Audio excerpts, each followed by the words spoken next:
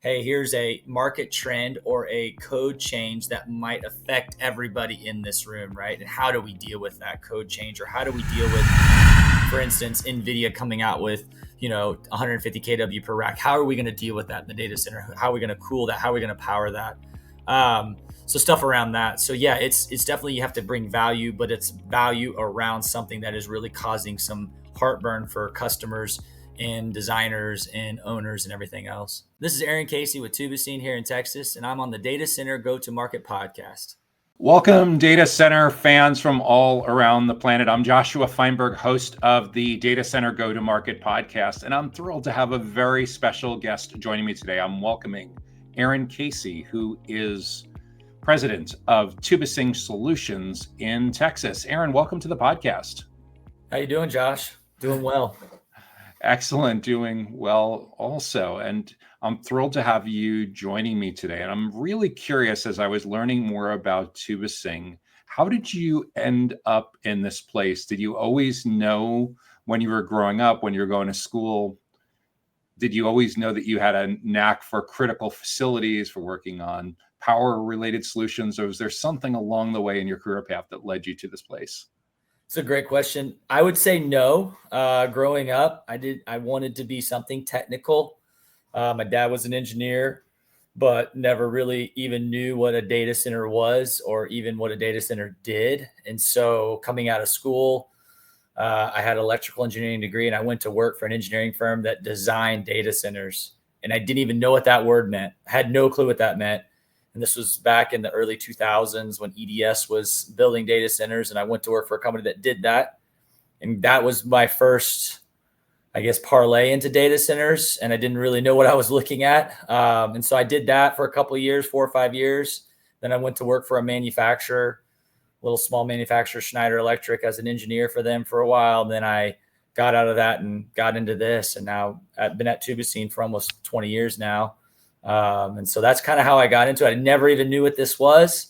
I think there's a lot of kids out there that have no clue what this is. And so, yeah, it's something that a lot of people just don't know. So you ended up by accident getting into this as a result of some engineering roles with some huge companies with EDS and Schneider Electric. And now you're in a relatively small to mid-sized kind of company. That's got to be a different context switch as well, right? Yeah, it was, coming out of school, not really knowing this, and then working for an EDS, and we did some other AT&T work when AT&T was doing a lot of big data center stuff. And so seeing those big companies and then coming to work here, it's a completely different shift. Obviously big doesn't always mean great, and small doesn't always just mean, small and not good. It's just, there's pluses and minuses to both sides. And so it's been fun to see both sides of the coin though. And so, I think it's been good to get a well-rounded view of how the data center works from both sides. So when you go to meet with clients that are enterprise in nature, you can relate to that experience early on in your career, and then you can also relate real well to this small mid-size.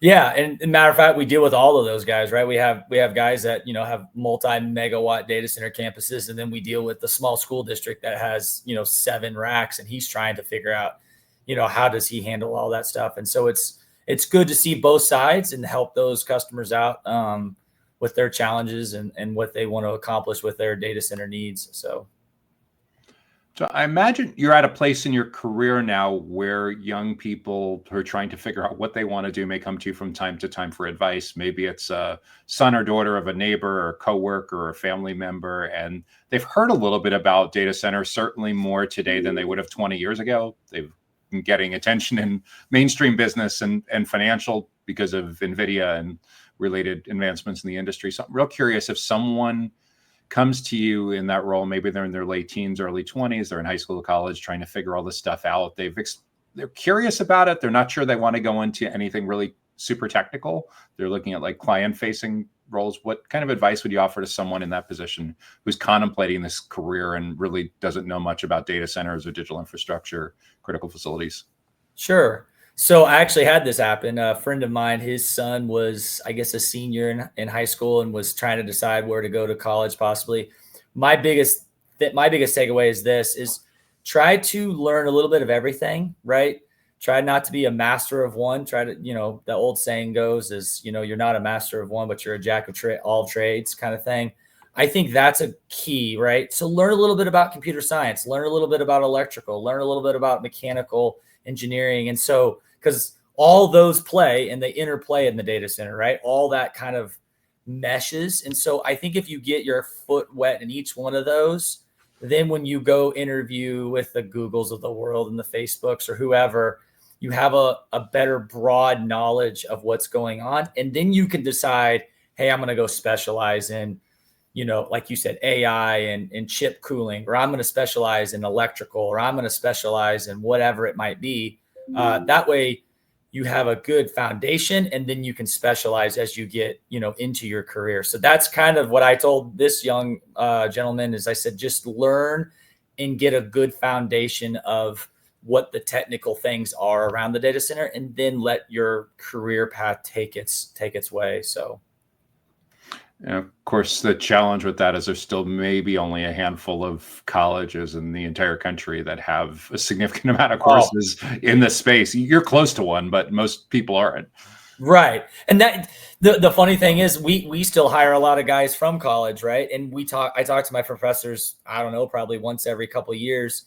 And I say the same thing you say. I'm like, no one is really helping young kids understand, let's just call the STEM, right? The STEM programs and how that affects in the data center market, right? And so I think universities really need to think about how they structure that STEM program to fill those gaps within the data center market, because there's so many of them.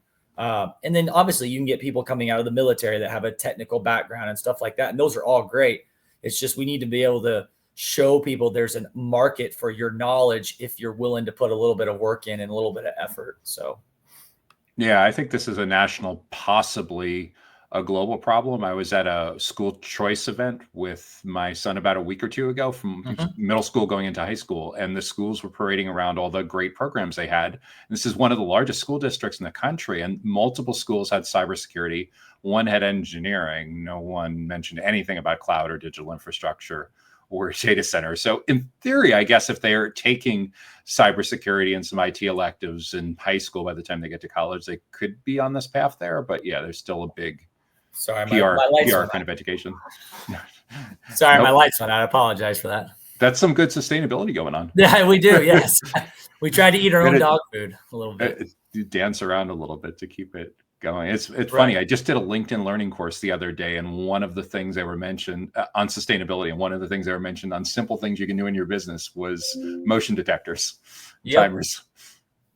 It's good. And that's one of the things, you talk about that sustainability with inside the data center. This is, speak of lights. Think about data centers. Most of them are lights out, right? Making sure the lights are out and not running. I know it's a very small piece of the whole pie when you're looking at 200 kW per rack or 150 kW rack. Some of these NVIDIA systems are drawing, but everything helps when you're building 50 megs worth of data center capacity in a building, right? So yeah, it's something we try to tell clients, just, hey, every little thing helps. Every little thing helps. So.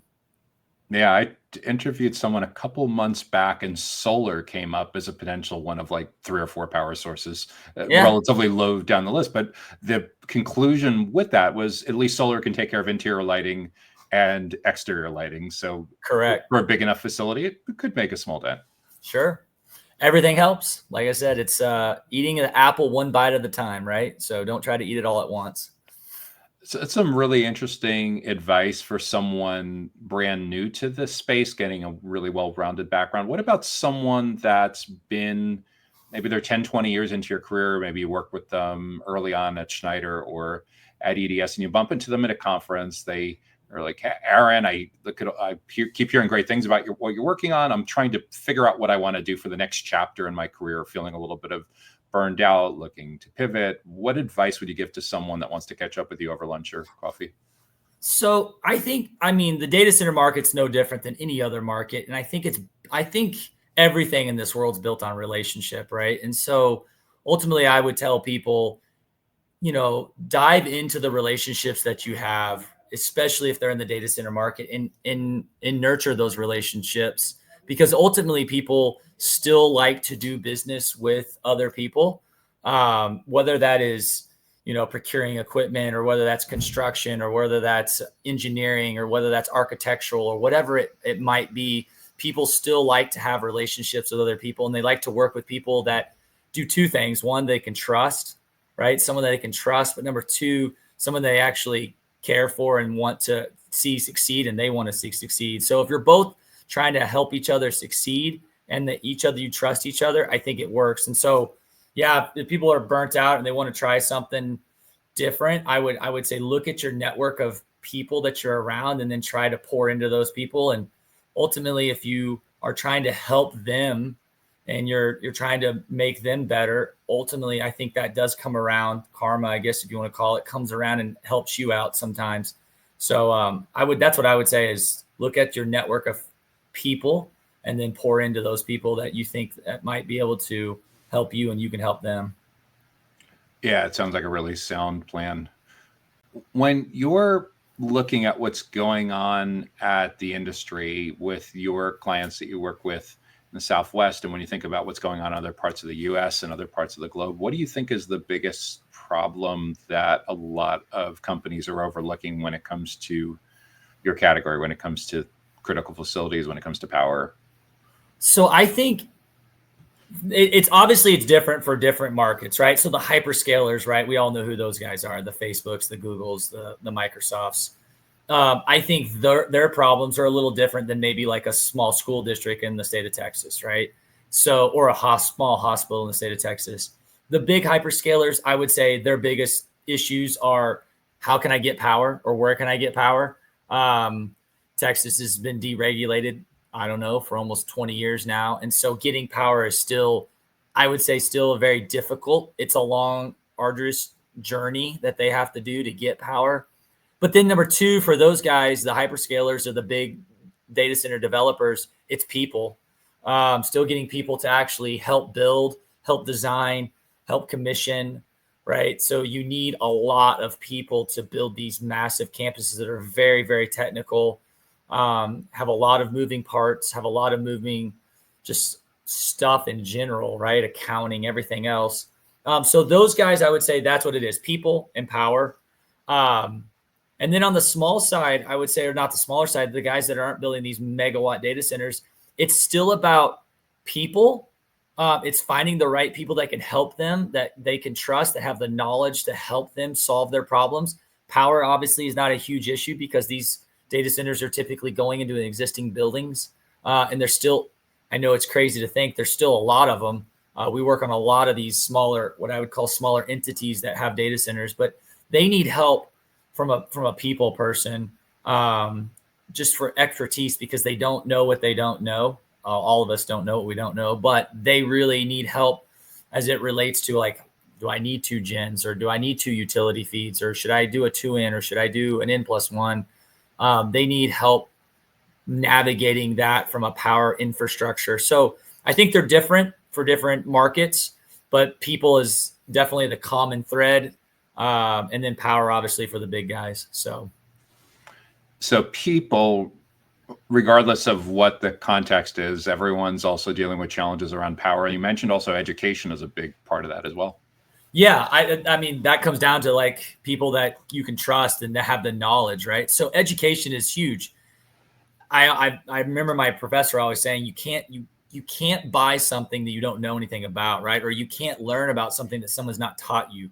And so obviously, being in engineering school, you have to learn. And so we've done here at our office, we try to do the best we can to educate, and not just educate in specifically what we always do, but we try to bring people in that surround around what we do, and try to bring experts in around that to try to help people educate them, just so they have knowledge. And sometimes it's not about just the knowledge, it's to know where to go get that knowledge, right? Oh, I know that person might be able to help me with this. And so we've put on a big push over the last probably 10 years to help educate and drive that education around, obviously, data centers and mission critical facilities. But that's what we've been trying to help those people with, is education. And that's actually what originally caught my attention on my LinkedIn feed a couple of weeks back. You had just posted, "Thanks for a successful Lunch and Learn series. We're grateful for everyone who attended and contributed, making this year's Lunch and Learn event a huge success. your enthusiasm and participation make each season invaluable. What originally led you to want to make that kind of investment of going deep into getting into the education business as part of Tubbesing? So I think it was kind of going all the way back to what you started out with is younger people into the, when you look at our market, there's not a lot of young people, right? And so we looked at it and said we need to start educating people and showing them there's other options out there. So that was one. Then number two, then you would meet with people all the time, and people would say, "Well, I've never heard that, or I've never seen that. What are you talking about?" And so we finally said, why, instead of trying to educate each customer on their own, why not open this up and let's bring everybody together and let's try to educate everybody together, right? And so it was a twofold. One is we saw a need from customers needing to understand different things, and then we saw this need from just educating other young people about the industry. And so we decided, like I said, about probably 10 years ago, we said, hey, we'll put on these Lunch and Learn series. And it's end to end. It's all over the map, right? We talk about cybersecurity sometimes, and then we talk about cabling, and then we talk about backup generators, and then it's all over the map. And so we've had really good success, and we've had really good reports back from people saying we really love this. Keep doing what you're doing. So it's been really good for us to see that people are getting something out of it. So it sounds like your own team members learn from it. You're inviting customers, you're inviting prospects, and there's even candidates like people that are new to this industry, maybe in college, that are attending as well. So it's solving a talent pipeline. Yeah, we have all types of people. So we have customers, and then we have designers and engineering firms, and then we have, like you said, we actually hosted the other day. We hosted a bunch of interns for another company that they wanted to educate their interns. These are all people in college, never knew what a data center was. Mm-hmm. So we hosted them and brought them in just to educate them around what this is. So yeah, the market is, or the perspective of people is very large, and we try to bring everybody in and don't discriminate on anybody that wants to come and learn. So the Data Center Go-to-Market podcast is sponsored by DCSMI, elevating the role of sales, marketing, and go-to-market GTM professionals in the growth of the data center industry. To stay informed about upcoming episodes, make sure that you subscribe to the Data Center Sales and Marketing newsletter on the DCSMI website that can be found at www.dcsmi.com. Again, that URL is www.dcsmi.com. So from a logistical perspective, what did you find most challenging about getting this kind of program off the ground? I'd say the most is sometimes finding like people outside of our wheelhouse to come help us, right? So a lot of people obviously, sometimes want to give a presentation, but then also want to give a sales pitch. And we say, hey, that's not what we're here for. What we really want to do is educate around a market trend, or we want to educate around a certain maybe code change or something like that. So it was really hard for us. We know our stuff really well and what we handle and stuff like that. But for instance, cybersecurity, trying to find the right person to help us out with that, or stuff like that. That was the difficult ones, is finding the person that is very knowledgeable in that realm was difficult. But once we started finding those people, it got a little easier, and then when our network started, but that was the first thing to get it off the ground. That was the hardest thing. Yeah, as a balancing act, always, of finding a subject matter expert who's at the right level for the audience, but not someone who just wants to do account executive stuff all day long and turn it into a commercial. I always talk to people about like conference grade content. Imagine there's a full-time conference producer from a big events company, and there's an advisory council, and they have to sign off on your title and description, and they have to see your slides before you put them up on the screen. And ultimately you're getting graded by, there's 20 people in the room when you start, or all 20 of them there at the end. What's on your report card when you look at the surveys? A lot of people, I think, underestimate when they get started with producing their own events or even webinars, the factor of needing to provide value. Oh yeah. It's definitely something that is not easy.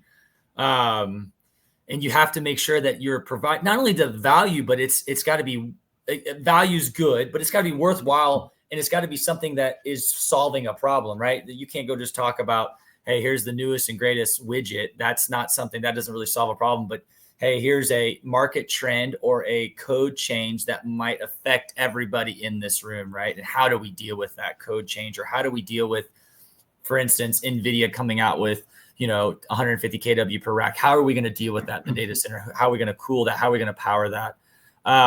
So stuff around that. So yeah, it's definitely, you have to bring value, but it's value around something that is really causing some heartburn for customers and designers and owners and everything else. The challenge, I imagine, with that, as well as different groups of people have different levels of technical knowledge and different levels of expectation. It reminds me of, I did co-led a user group early on in my career as a Microsoft Windows user group, and there were administrators who did a lot of end user support, and there were developers. I was in the end user support area, and Microsoft let us use their facility, and half of the meeting was on end user topics, half of it was on developer topics. The sponsor got to talk to us while they brought in pizza for dinner, and the developers really weren't that interested in the end user topics, and the end user folks, the support people, the network admins, eyes glazed over when it got into coding. So yeah, there's a challenge of do you really have one group sharing real estate and logistics and sponsors, or do you have two separate groups, and how do you make everyone happy? We try, yeah. So that and we get a big difference in, I would say, understanding of the topic, right? So some people have a very good understanding and they're super knowledgeable, and they're even an expert in that knowledge. And then we have people that are beginners. What I mentioned the other day when we had the interns. I mean, these are, college level kids that really don't even know what a data center is. So we try really hard to step in, but we don't ever step maybe to the very top level. And maybe that is to our own detriment, but we try to keep it very simple and easy. And we maybe move into that middle layer till we give them into a little bit more depth. And then if someone wants to go in more, we just ask them to reach out to us, and we'll get them in touch with that, subject matter expert, or we'll get them in touch with a technical person that can help them. So we try to stay somewhat down in the slower level so everybody can learn and everyone can understand, versus just going straight up to the most senior level class, I guess, if you want to call it that way. Yeah, that's the challenge with all of this, because in larger organizations that have formal training and certification programs, they think a lot about what the 101 is level, what the 201 level is, what the more advanced level is. And you're kind of in that business when you're producing a series like that. Sure. Yeah. And we just try to hit I guess we say the 201. That's what we're trying to sit in. And we start out with some 101 at the very beginning, and then maybe finish at the 201 level kind of thing. So to make this a priority, did you find when you initially were starting this and kept it going over time, were there trade-offs you had to make? Like, for example, did you have to take some time or budget away from national conferences or anything like that, or doing more or fewer webinars, or was there any kind of conversation like that, or were you able to carve out enough to really be able to not spread yourself too thin? It does take a lot of people. I will say that. We have a dedicated marketing team that helps us keep everything going, right? Printing to your point, all the surveys, and printing all the brochures, and printing all the material that's there, and then putting it out on LinkedIn and everything else. So we have a dedicated team that does that all for us, and that's a lot. So we did have to, I guess, prioritize our time on, hey, we're going to do this versus go to the national 7x24 or whatever it might be. And so we felt like educating locally the people here, we felt like that was a good use of our time, and we probably prioritize more of that than going to like a national show. I'm not saying the national shows are bad. We just felt like we needed to prioritize what we were doing here locally with the teams that we have. And so, yeah, because it's a lot of work, a lot of time, a lot of logistics. It takes a lot. So, yeah, you're in the event production business. Yeah, just on a smaller scale, but it still has a lot of moving parts. I'm curious too, for your members of your sales team, has there ever been any cases where people are getting impatient? Like, why haven't we been able to close more people? Why isn't this monetizing better? Is it really, in a lot of cases, these are long games and making these investments, and teaching people not only that you have the expertise to know to come to you with these kinds of things. Has there ever been any uncomfortable conversations internally about the timeline for getting results from making this kind of investment? No, that's been really great. Like, all of our guys realize that we look at this as truly like an education series. Yes, we have a lot of our customers. Yes, we have a lot of partners and industry friends that come to these, and we try to help. And so I think everyone realizes that this is really an education. And again, going back to what we talked about at the very beginning, when you're trying to like, hey, I don't love my job. We always try to look at our relationships with our fellow data center people and say, hey, how can I help you? And how can you help me? Right. Let's try to make this so that I'm helping you. And our way of helping people is, hey, let's try to educate. And so I don't think I've ever had anybody in the last 10 years that says, hey, I don't understand why this is not turning into more whatever, more leads, more calls, more whatever. And everyone's been really happy with we have a great turnout. We get 40 to 50, 60 people sometimes at our events. And the dialogue's really good. And so I think just having that type of mass of people has been really just what we think that's what success to us is, that's been the success. So what's interesting too with hosting that amount of people in your own facility is for a lot of companies, if they had to go to a hotel, for example, things would start getting really $7 coffees would get out of hand really quickly, and it may not be as fun to continue hosting that. So it's great that you have a facility like that. You have the real estate to be able to host in your own place and control. Yeah. And we moved into the building that we're in right now in 2020. And that was the thought process. Full disclosure, when we were designing our building, we said we could only host about 20 to 30 people at our old building. And we said, hey, we want to be able to grow this. And to your point, we didn't want to have to go rent a hotel, all the things that come with that. The cost is one, don't get me wrong, but the logistics is just alone with hotels is very difficult. And so we said, why don't we build a training facility? So we have a training facility in our building here that easily houses about we can get about 50 to maybe almost 60 people if we move some stuff around. And so that was the thought process. It was very intentional. And we did that on purpose. So you're 100% right. We tried to limit the amount of work we have to do by not having to do it outside of our building, but it's still a lot of work. So yeah, when I talk with people about the relative investment levels of going to national conferences compared to what you're doing, once you're paying rent, like the cost of bringing in breakfast or bringing in lunch is kind of negligible with all that. It's probably one of the lesser expenses with all of that. I guess if you get lavish catering, perhaps it could run up, but like for a company that wants to keep it low budget, they certainly can step into something like this. The challenge is having the facility ready. Exactly. I think you have classroom. You have to have a great classroom. The biggest thing we're trying to struggle with right now, if you look at us, is we get a lot of requests on what about webinars? Can you online, broadcast this? We haven't figured that out yet. We probably need to get with some AV people and maybe even yourself, like what you're doing right here, and try to figure out how we can do that and bring it online. Because right now everything we do is in person. Is that relationship in-person thing, but that's one thing that we're trying to figure out. How can we start to broadcast these? And then not only that, put them up in like the cloud, and someone wants to go back and watch Generators 101. I'm just making that up, or UPS 101. Then they can go back and watch that at their leisure. They don't have to come back to a class in a year or 2 years from now, whatever it might be. Yeah, the good part with the recordings is not only is it people can watch that didn't make it, but it's great for getting consensus across teams. I imagine from time to time, you probably have 3-4 people that come together that work together, and it's awesome because alignment's one of the biggest predictors of whether an initiative is going to move forward. But if someone wasn't there, it's great to be able to loop in, and probably some of that now is them taking materials or slides back or pictures of slides or something like that and sharing it. But that educational alignment, getting everyone on the same page is a huge part of enterprise sales now. Yeah, it's funny you just said that. Our last one we had a customer that said, hey, I can only bring one of my guys, but we have 4 on the team that want to come. Can you broadcast it?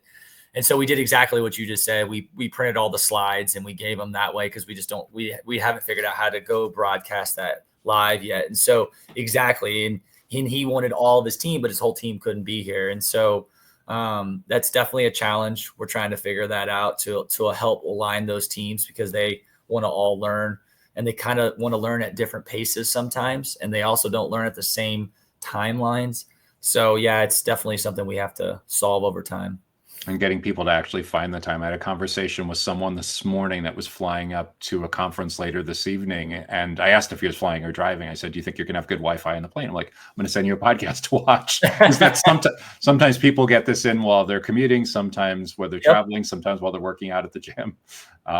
Someone was listening to our podcast and a few other related ones while they're out jet skiing in Australia a couple of weeks ago. And he posted about it on LinkedIn. That's crazy. I do the same thing. I'm watching. Matter of fact, on my screen right now, I have a podcast up on a data center podcast that I watch in the background when I get in the car. I hit the play button and I listen to it in my car. So, that's the world that we live in. We're constantly learning, and so it's one of the things we got to do better. Is our podcast, or not our training seminars, need to go online so people can watch them at a later date. So, I mean, if you're doing 10 or 12 of those a year, you have a podcast already. You just need to record them, and you literally have your first 10 or 12 episodes for a monthly show like that. What's super interesting too, with you starting this 10 years ago, I don't know if you've ever come across the stats from Gartner that like most of the buyer's journey is now over before sales contact. Like 83% is typically over before someone is willing to meet with a vendor or a sales team. And it didn't used to be that far over. It used to be about 10 years ago, the number was like 56%, like half of the sales cycle, half of their journey was over before they met with sales. So the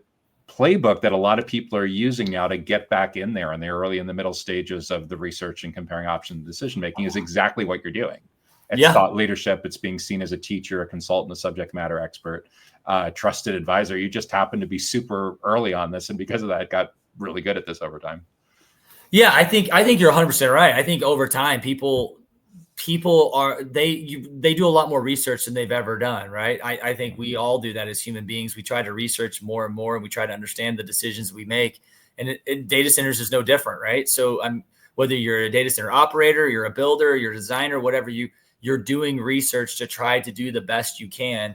And you want to trust people that that know it, that are experts. And so, I think you're 100% right. People have their mind kind of made up based on a lot of the research they do. And there's a lot of data out there that you can go find on the internet to help you learn. So, I think it's definitely something that's helped us keep us on the forefront of people's thought process when they say, hey, we need an expert here to help us with this, just because we've been doing it so long, and they know that, hey, these guys really are really good at what they do and help educate us and be the experts in what they know. It changes the nature too of what salespeople are expected to know when your end users are coming in, and it's possible that they know more than your entry level sales hire. It changes like who you hire. It changes how you do onboarding, how you do professional development, how you do upskilling, so that they actually truly can show up and present more as a consultant than a transaction focused salesperson. Yeah, I would say I would agree with you 100%. 20 years ago when I got into this business, I would agree with you that mostly, salespeople mostly were just salespeople. They, whatever their background was, but their whole job was to identify, understand, map out what's going on with the project, who's who, and what's going on. I think we look at the world a little bit differently now. Most of all of our people are degreed electrical engineers or degreed mechanical engineers. And so we really hire a technical type person because we want that person to sit in the meeting with whomever it might be and be able to help educate, right? And help solve problems and solve issues. And so, you need somebody that's very technical. Again, going back to the young kids, I'd say this all the time: learn those basic things, get a good foundation, because that foundation will be able to take you anywhere you want to go. And so, we look at the same thing. We're looking for good foundations, and then we help drive that foundation. Once the foundation's there, we help drive more knowledge on top of that foundation. So Aaron, now that you've gotten a taste of where things have been headed the last couple of years as AI and high performance computing and all the density picks up momentum, when you look out into your crystal ball and you think 2, 3, 4 years out from now, how do you think your daily routine is going to change with leading a company like Tubbesing?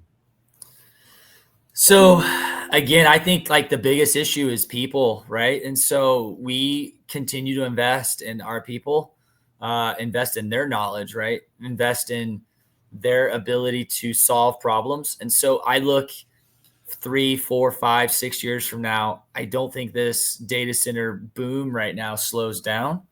Obviously, any market can slow down, and things outside of our control can cause a slowdown. But if things stay the way they are, I think they continue to go up. Densities continue to go up. Power continues to go up. And so people are going to have to solve problems and solve issues. And so I think the smarter you are, the more knowledge you are, the more information you have around those solutions and those issues, the more people will come to you, right? And so I think that's really what we're trying to do over time, is just continue to educate and help our team solve those problems for the customers that we work with. So that's continuing to put more of a premium on construing true consulting for your clients as part of the pre-sales and post-sales process, as well as the education that goes along with that. Exactly. Yeah. At the end of the day, be a trusted advisor. And if we don't have the solution, make sure that we point the customer in the right direction, right? Make sure that we help them say, hey, here, we don't know this solution 100%, but these guys over here, these guys can help you, and these guys will be able to take care of what you need. So it's a solution provider, and making sure that we always are there to point the customer in the right direction. And if we have a solution, then hopefully we can help them with that too. So it's definitely a solution provider mentality. Coming from the perspective of someone that had a VAR IT consulting business in the 1990s, it's been really interesting to see over the past 20, 25 years how the technology has evolved and the buyer preferences have certainly changed a ton, but there's still an incredibly important role for the solution provider. Yeah. I didn't, like we talked about at the very beginning of this whole podcast, it still comes down to relationship, right? So at the end of the day, technology changes, right? We get new AI, we get new liquid cooling servers, and we get all these new technologies, and technologies always change, and everyone says, oh, we're going bigger, and then we get decentralized and we go back to centralized. At the end of the day, it's relationships between customers, engineers, contractors, VARs, all the people that play within that data center. It's all about the relationship and who can help solve the problem and who can solve issues. Because ultimately that's what people are trying to do. They're trying to solve for an equation, and they're trying to figure out what the best way to do that. And so I think, yeah, at the end of the day, it's still the relationship that you have to have, and you got to make sure that you can help people and solve their problems. This has all been super interesting to learn a little bit more about what it takes to grow a company like yours, and how education and hiring and recruiting and cross-training has been such a core part of that. With all of that in mind, do you have any thoughts on who would be a good resource to interview next for this podcast? Sure. I think, so I have a good friend, Hugh Karspaken. He's a managing director of Ubiquity Capital, or Ubiquity Edge, sorry. And he would be a great person. So he's been in the data center business. Good grief. I would think he's been in the data center business for 20 plus years himself. And so he knows this market. He understands the people issue. We talk about it all the time when him and I are together. People and power, right? People and power. And so, yeah, he would be someone that, and he understands education. He understands you got to have knowledge and solve problems. So, yeah, he would be someone I would definitely talk to, because he understands this market very well. That's awesome. Really, really appreciate that. I've been speaking with Aaron Casey, who is the president of Tubbesing Solutions based out of Texas. Aaron, if someone wants to reach out to you, connect with you, is LinkedIn a good channel for that? Yeah. My LinkedIn is just Aaron Casey. That's what it is. You'll find us somewhere, I guess, on LinkedIn. I get on it probably about once a week. So if I don't get back to you right away, I'll get to you though. Where's a good place for someone to learn more about Tubbesing?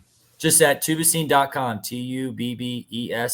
tubbesing.com. So awesome. Well, we'll be sure to include links to both of those in the blog post and in the show notes that go along with this podcast. I really, really appreciate you taking the time to join me today. Thank you, Josh. I really appreciate it. Thanks, Aaron. Take care now. Bye-bye. Bye. The Data Center Go-to-Market podcast is sponsored by DCSMI, elevating the role of sales, marketing, and go-to-market GTM professionals in the growth of the data center industry. To stay informed about upcoming episodes, make sure that you subscribe to the Data Center Sales and Marketing newsletter on the DCSMI website that can be found at www.dcsmi.com. Again, that URL is www.dcsmi.com.